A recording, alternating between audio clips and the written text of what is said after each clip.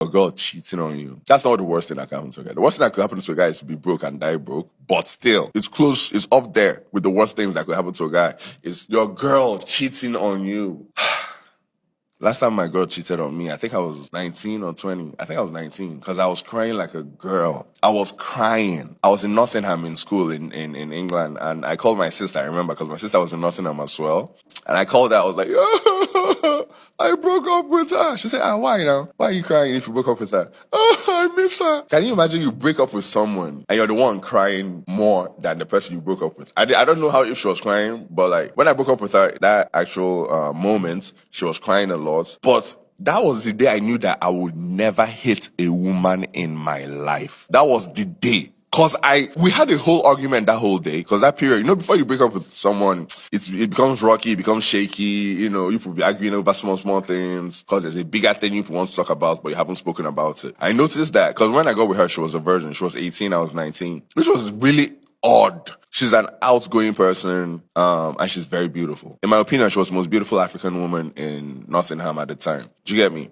But she was a virgin because she just came from Nigeria to England. So when we got together and started dating, she really got attached to each other. She moved into my place. She asked me my favorite meal at the time. I told her jollof, plantain, and chicken. And she went to her friend's place, and her friend that really knows how to cook taught her how to cook jollof, plantain, and chicken. And she started cooking.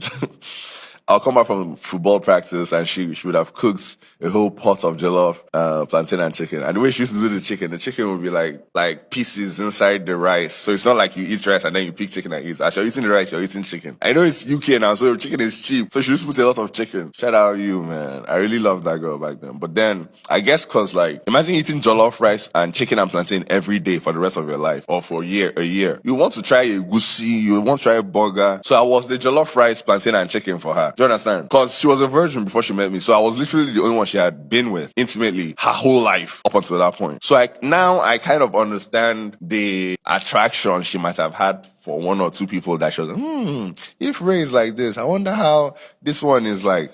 But man, we were arguing. I was like, yo, I don't trust you anymore. What's this about? What's that about? She was lying. She was denying.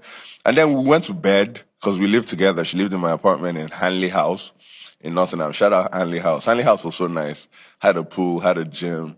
So beautiful. Can you imagine? My apartment in Nottingham is better than my apartment in Lekki.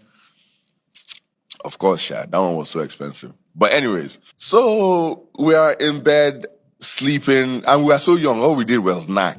So when we are in bed and we're not knacking, there's a problem. You understand?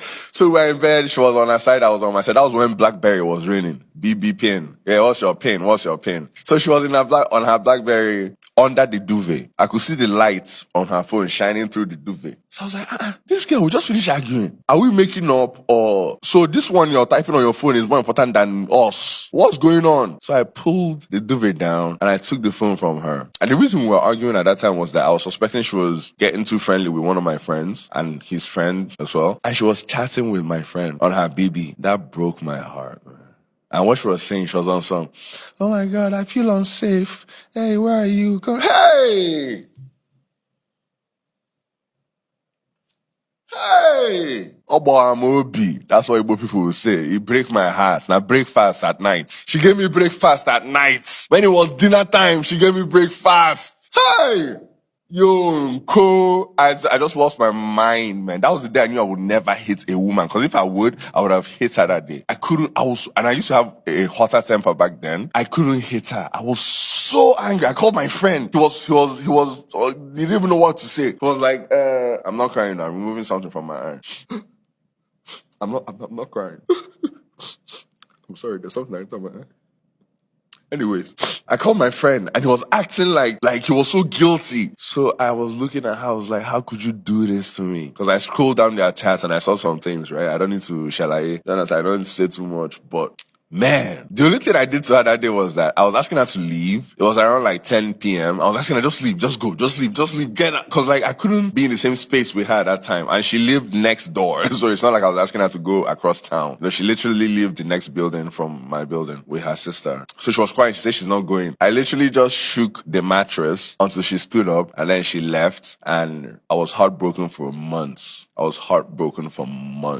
Shout out to her though. I mean, one day I came back from football practice and she was sitting outside my door, and obviously I didn't want her to come inside, but I can't just leave her there. She's been sitting. It looks like she's been sitting there for a long time. I asked her. She said she's been there for hours. I don't know, maybe, probably, because she was just there on her phone, sitting on the floor. So I let her in.